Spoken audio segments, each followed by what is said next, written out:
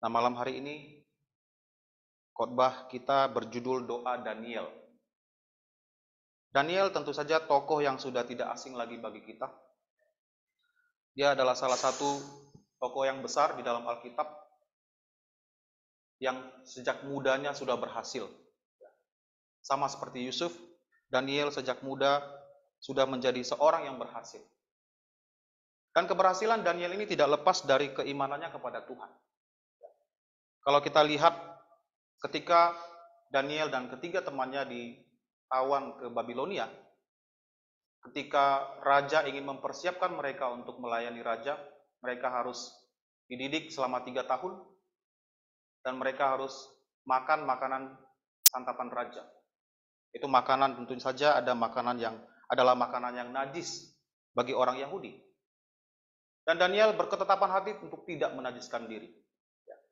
Sehingga Tuhan berkenan kepada Daniel dan ketiga temannya menganugerahkan kebijaksanaan bahkan 10 kali lipat dari semua orang yang ada, dari orang-orang yang bijaksana yang ada di Babel. Dan Daniel ini adalah seorang yang tekun di dalam doa. Di dalam kitab suci kita membaca bagaimana Daniel 3 kali sehari berdoa kepada Tuhan menghadap Yerusalem, sesuai dengan permohonan Salomo ketika dia mentahbiskan bait suci, bahwa setiap orang yang berdoa menghadap bait suci, maka Tuhan akan berkenan mendengarkan doanya. Dan kita bisa belajar juga dari teladan Daniel dalam doa. Bagaimana dia tidak hanya tekun di dalam berdoa, tapi sikap Daniel di dalam berdoa juga begitu luar biasa, yang malam hari ini akan kita pelajari bersama-sama. Nah, Daniel pasal 9 ini, kalau kita baca di pertama, dikatakan ini terjadi ketika tahun pertama pemerintahan Raja Darius. Nah, kerajaan Yehuda itu ditawan oleh Babilonia pada tahun 586 sebelum Masehi. Nah, kalau kita lihat catatan sejarah, kerajaan Babilonia akhirnya jatuh ke tangan Media Persia itu di tahun 539 sebelum Masehi. Jadi kurang lebih ada 47 tahun. Dan Daniel bersama ketiga temannya itu, Sadrak, Mesak, dan Abednego, mereka ditawan ke Babilonia sewaktu mereka masih remaja. Perkiraan para penafsir di angka 14 sampai 18 tahun. Jadi pada masa ini, ketika Daniel berdoa di pasal 9 ini, dia setidaknya berusia 65 tahun. Dan 47 tahun sudah berlangsung hukuman Tuhan kepada Yehuda, yang kita baca dalam kitab Yeremia bahwa hukuman kepada Yehuda akan berlangsung selama 70 tahun. Jadi di sini sudah berlangsung selama 47 tahun. Ada 23 tahun lagi yang harus mereka jalani hukuman di Babilonia. Nah, seperti yang kita ketahui bahwa Daniel ketika berada di Babilonia, meskipun Tuhan mengatakan bahwa orang Yehuda ditawan, dibawa ke negeri asing, seakan-akan menggambarkan penderitaan yang luar biasa di tempat asing yang mereka tidak kenal. Tapi Daniel, kita baca di dalam kitab Daniel ini bahwa dia sejak muda sudah tinggal di istana. Ya, apalagi ketika dia menafsirkan mimpi Raja Nebukadnezar. Raja Nebukadnezar menganugerahkan dia jabatan yang begitu tinggi dan dia memilih tinggal di istana pada waktu itu. Dan tinggal di istana, memiliki jabatan yang begitu tinggi, tidak membuat Daniel lupa bahwa keberadaannya di tanah Babilonia ini adalah sebagai tawanan. Dan ketika tahun pertama masa pemerintahan Raja Darius, dikatakan di sini bahwa Daniel ayat kedua memperhatikan dalam kumpulan kitab jumlah tahun yang menurut firman Tuhan kepada Nabi Yeremia akan berlaku atas timbunan puing Yerusalem, yakni 70 tahun. Jadi dia membaca kitab-kitab Yeremia yang dituliskan kepada orang-orang Yehuda, peringatan-peringatan yang dituliskan oleh Nabi Yeremia kepada orang-orang Yehuda mengenai penghukuman Tuhan, penghakiman Tuhan kepada mereka karena dosa-dosa mereka menyembah berhala dan tidak bersandar pada Tuhan. Jadi Yeremia dalam pelayanannya sudah berulang kali menyampaikan kepada orang Yehuda, bertobat.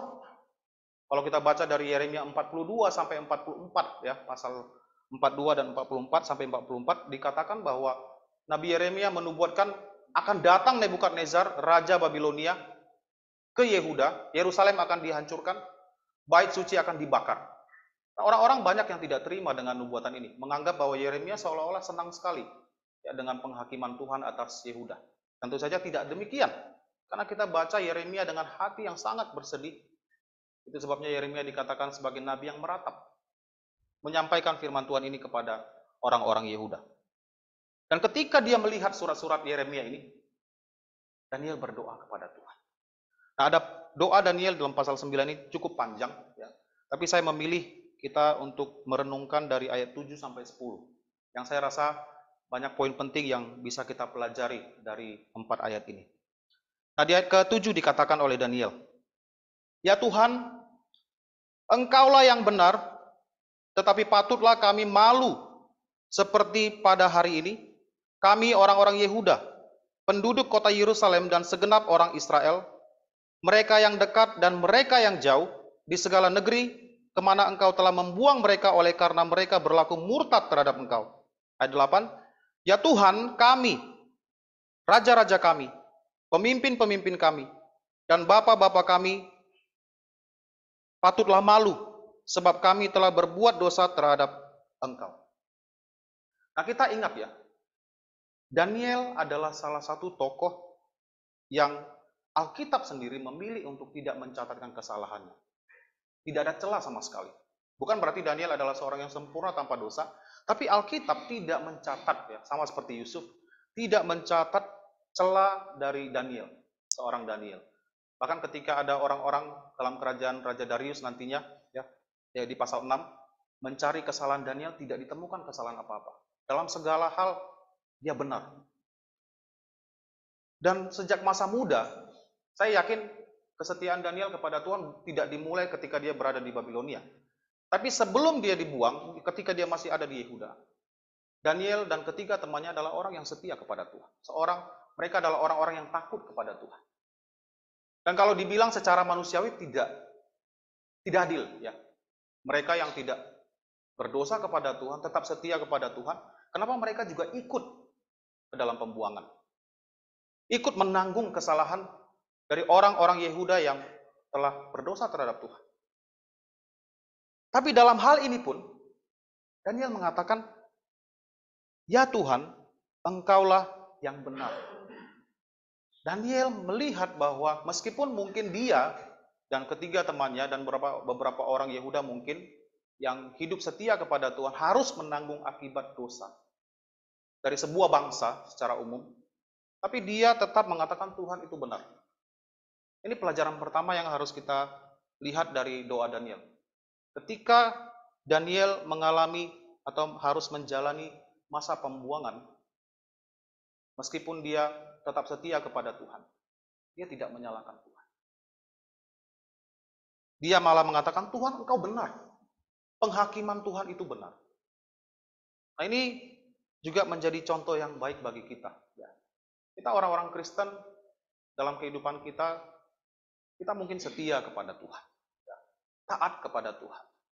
Takut kepada Tuhan. Tapi ada kalanya Tuhan izinkan ya musibah atau masalah menghampiri hidup kita. Mungkin terkadang kita juga berkata, "Salah saya di mana Tuhan? Selama ini saya juga setia mengikut Engkau. Saya rajin berdoa. Saya bahkan melayani Tuhan. Kenapa hal seperti ini pun harus saya alami? Sementara di luar sana banyak orang yang tidak peduli dengan Tuhan. Tidak takut kepada Tuhan, bahkan hidup sesuka hatinya. Tapi hidupnya baik-baik saja. Kenapa saya yang begitu setia mengikut Tuhan harus mengalami hal seperti ini?" Nah, Daniel berkata, "Ya Tuhan, Engkaulah yang benar." Penghakiman ini atas bangsa Yehuda adalah adil. Ya. Dia katakan di sini, "Patutlah kami malu seperti pada hari ini." Malu, ya.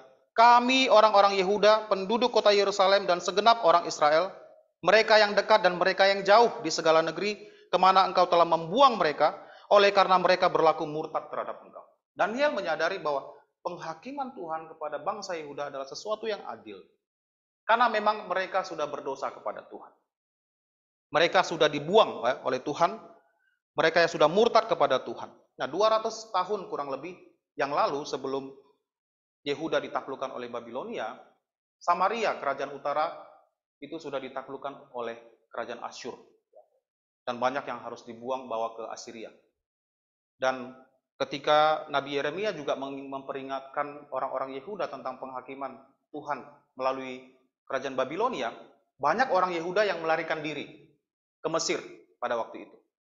Mereka tidak mau menerima penghukuman Tuhan. Tapi Yeremia juga katakan, di tanah Mesir pun kamu akan mati kelaparan dan mati oleh pedang. Kamu tidak bisa menghindari penghakiman Tuhan. Jadi mereka banyak yang dibuang, ya, ke Assyria atau ke Asyur, lalu ke Mesir, dan Daniel bersama orang-orang Yehuda dibuang ke Babilonia. Dan Daniel mengakui bahwa semua ini terjadi karena mereka telah berlaku murtad terhadap Tuhan, meninggalkan jalan Tuhan, tidak peduli dengan Tuhan. Raja-raja mereka seperti Raja Yoyakin, dan terakhir Raja Zedekia yang diangkat oleh Nebukadnezar sendiri menjadi raja atas Yehuda, semuanya berlaku jahat. Firman Tuhan mengatakan mereka melakukan apa yang jahat di mata Tuhan. Jadi raja-raja mereka, ya. Dan Daniel mengidentifikasi dirinya menjadi bagian dari orang-orang yang berdosa ini. Kami, saya dan orang-orang Yehuda ini. Raja-raja kami, pemimpin-pemimpin kami, dan bapak-bapak kami patutlah malu. 2 kali dia sebut, malu, patutlah malu. Sebab kami telah berbuat dosa terhadap engkau. Malu berbuat dosa di hadapan Tuhan. Ini sikap seorang yang beriman kepada Tuhan. Kita ketika berbuat dosa harus merasa malu. Merasa malu di hadapan Tuhan. Mungkin orang-orang tidak melihat apa yang kamu lakukan. Kamu melakukan dosa itu secara tersembunyi. Tak ada satu orang pun yang melihat kamu melakukan itu. Tapi Tuhan lihat semuanya. Dan kita harus merasa malu. Merasa ada yang tidak beres dengan hidup kita ketika kita berbuat dosa. Nah, saya teringat pernah menegur seseorang, ya, yang melakukan dosa yang saya sendiri tak berani sebutkan, merasa malu. Mendengar saja saya sudah merasa malu. Orang ini, kejadian ini terjadi di Batam, ya. Saya waktu itu masih di balai. Jadi saya dengar, dapat info bahwa orang ini telah melakukan dosa tersebut, tapi tidak dikonfrontasi. Karena tidak, yang menceritakan ke saya tidak berani, ya, menegur orang itu langsung. Jadi ketika saya ke Batam, saya sudah persiapkan diri, ya. Saya sudah berdoa agar saya bisa dimampukan untuk berbicara dengan benar, ya. Tidak ada motivasi terselubung ataupun motivasi yang jahat. Mengapa saya harus mengkonfrontasi orang ini? Dan orang ini, ketika sebelum saya konfrontasi, masih bisa ketawa ketiwi, ya, seolah-olah tidak ada yang terjadi. Masih bisa bercanda. Hari-harinya masih dia jalani seperti biasa, tidak ada rasa bersalah. Sampai ketika hari itu saya konfrontasi, lalu kelihatan wajahnya takut sekali. Baru nampak seperti sebuah penyesalan. Orang Kristen tak boleh seperti itu. Ketika kita melakukan dosa, hati kita harus merasa tidak tenang. Harus berdamai kepada Tuhan. Kalau kita setiap hari melakukan dosa dan merasa baik-baik saja, merasa tidak ada yang harus saya sesali, kita perlu pertanyakan keselamatan kita. Ya, orang Kristen yang sejati akan merasa tidak pantas, tidak layak ketika dia datang beribadah kepada Tuhan. Merasa malu. Daniel melihat ketidakpatuhan orang-orang Yehuda kepada Tuhan itu sebagai sesuatu yang memalukan. Tidak patuh kepada perintah Tuhan adalah sesuatu yang memalukan. Nah sekarang, apakah manusia pada masa sekarang melihat dosa seperti sesuatu yang memalukan? Saya rasa mayoritas tidak seperti itu. Dan sangat disayangkan kalau ada orang-orang Kristen juga seperti itu. Nah tentu saja kita bukan manusia yang sempurna, ya Bapak Ibu. Saya dan Bapak Ibu Saudara sekalian setiap hari bergumul dengan dosa. Kita melihat hal itu nyata. Kadang kita menang melawan pencobaan. Puji Tuhan. Tapi ada kalanya kita kalah terhadap pencobaan. Kita berdosa kepada Tuhan. Dan sekalipun kita jatuh, sikap hati kita di hadapan Tuhan itu harus benar. Jangan merasa baik-baik saja. Akui dosa-dosa kita. Sesali dosa itu. Merasa malu di hadapan Tuhan. Apakah kita ada merasa malu ketika kita berbuat dosa di hadapan Tuhan? Adakah penyesalan mendalam dalam hati kita ketika kita telah melanggar firman Tuhan? Nah, Daniel melihat dosa itu dengan benar. Ya. Dan di dalam doa ini dia mengatakan bahwa patutlah mereka merasa malu terhadap dosa-dosa yang mereka lakukan terhadap Tuhan. Kemudian kita yang sudah percaya, ya, meskipun kita jatuh ke dalam dosa, selalu ada pengharapan. Ya. Selalu ada kesempatan untuk bertobat. Akses kita kepada Tuhan itu selalu terbuka. Kita jangan menyembunyikan dosa itu dan tidak mau berdamai kepada Tuhan. Kita harus datang kepada Tuhan, memohon ampun kepada Tuhan atas segala dosa yang kita lakukan. Dengan sikap yang benar, dengan kerendahan hati. Di ayat ke-9 dan 10, Daniel memberikan sebuah fakta yang kebenaran tentang sifat-sifat Allah. Dia katakan, pada Tuhan Allah kami. Allah kami, ada hubungan antara Daniel dengan Allah yang dia sembah. Kita juga memiliki hubungan dengan Allah melalui Tuhan Yesus, yang sudah mendamaikan kita dengan Allah. Jadi kita adalah umat Allah, ada kesayangan dan keampunan, walaupun kami telah memberontak terhadap Dia dan tidak mendengarkan suara Tuhan Allah kami yang menyuruh kami hidup menurut hukum yang telah diberikannya kepada kami dengan perantaran para nabi, hamba-hambanya. Tuhan adalah Maha Pengasih, ya. Dikatakan di sini kesayangan. Kesayangan di sini berbicara tentang kemurahan, mercy, ya. Tuhan itu murah hati. Meskipun kita pantas mendapat hukuman dari Tuhan atas apa yang kita lakukan, tapi karena Tuhan itu murah hati, ketika kita datang kepadanya, Dia tidak menimpakan kepada kita sesuatu yang harusnya kita terima. Dan ada keampunan, pengampunan dari Tuhan. Tuhan adalah Maha Pengampun. Dia panjang sabar. Dan Dia mengampuni siapa saja yang mau datang kepadanya. Walaupun orang-orang tersebut telah memberontak terhadap Dia. Rasul Paulus menuliskan surat kepada Timotius. Dia katakan, meskipun kita tidak berlaku setia kepada Tuhan, namun Dia tetap setia. Karena Dia tidak bisa menyangkal dirinya. Tuhan tetap setia. Ini adalah sebuah penghiburan bagi kita. Dan ketika kita tahu bahwa Tuhan itu setia, Maha Pengampun, Maha Pengasih, ini harusnya mendorong kita untuk datang bertobat kepadanya. Tidak usah merasa takut datang kepada Tuhan. Kalau kita sadar kita berdosa, kita telah berbuat salah kepada Tuhan, marilah rendahkan diri kita, datang kepadanya, minta ampun kepadanya. Dan Tuhan tentunya akan memberikan pengampunan. Nah, kalau kita lihat tentang penghukuman kepada Yehuda, 70 tahun, ya, Tuhan sudah nubuatkan melalui Nabi Yeremia, 70 tahun orang-orang Yehuda harus berada di tanah pembuangan, akibat dari dosa-dosa mereka. Dan setelah 70 tahun, apakah Tuhan melupakan janjinya? Tidak. Ya. Orang-orang Yehuda akhirnya akan kembali ke Yerusalem. Mereka akan membangun kota Yerusalem kembali. Dan Tuhan menepati janjinya. Ketika Tuhan sudah menghukum umatnya, Dia tidak akan membinasakan mereka. Ya. Ada kemurahan Tuhan. Tuhan akan memberikan kesempatan bagi umatnya yang dengan sungguh-sungguh datang bertobat untuk kembali kepadanya. Nah, kalau kita telah berbuat dosa kepada Tuhan, kita pertama-tama harus merasa malu. Dan rasa malu ini jangan membuat kita hidup dalam rasa bersalah terus-menerus. Tangan Tuhan selalu terbuka bagi siapa saja yang mau mengaku dosa. Dan kita datang kepadanya, ingat bahwa Tuhan kita ini adalah Maha Pengasih, Dia adalah Allah yang penuh dengan kesayangan, keampunan. Sekalipun kita sudah memberontak terhadap Dia, telah memilih untuk tidak menuruti hukum-hukum Tuhan yang telah disampaikan melalui para nabi, para hamba-hambanya. Yang tertulis dalam kitab suci, kita langgar, tetap ada pengampunan bagi kita. Jadi biarlah kita juga, semuanya yang ada di sini, termasuk saya sendiri, kita selalu menjaga diri kita dari segala perbuatan berdosa. Ingat bahwa dosa itu bukan hal sepele. Masih ingat perkataan Rasul Paulus?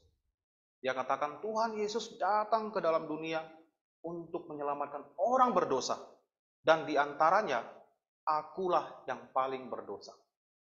Kenapa Paulus sampai berkata seperti itu? Karena dia melihat dosa itu begitu serius. Dia melihat bahwa dosa adalah sesuatu yang tidak main-main di hadapan Tuhan. Dia katakan dia yang paling berdosa. Dia bukan sedang menyampaikan majas hiperbola di situ, tapi menyatakan kebenaran.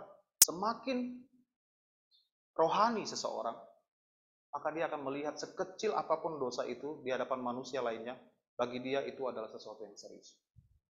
Jadi kita belajar ya untuk sensitif terhadap hal ini, jauhi segala perbuatan dosa agar kita tidak perlu merasa malu di hadapan Tuhan. Dan kalau kita pun jatuh ke dalam dosa, datanglah kepada Tuhan, maka Dia akan mengampuni kita. Tidak peduli seberapa besar dosa yang kita lakukan, seberapa jauh kita telah menjauh dari firman Tuhan, Dia akan tetap memberikan kita pengampunan. Karena padanya ada kesayangan, ada keampunan. Kiranya Tuhan menolong kita sekalian. Mari kita berdoa.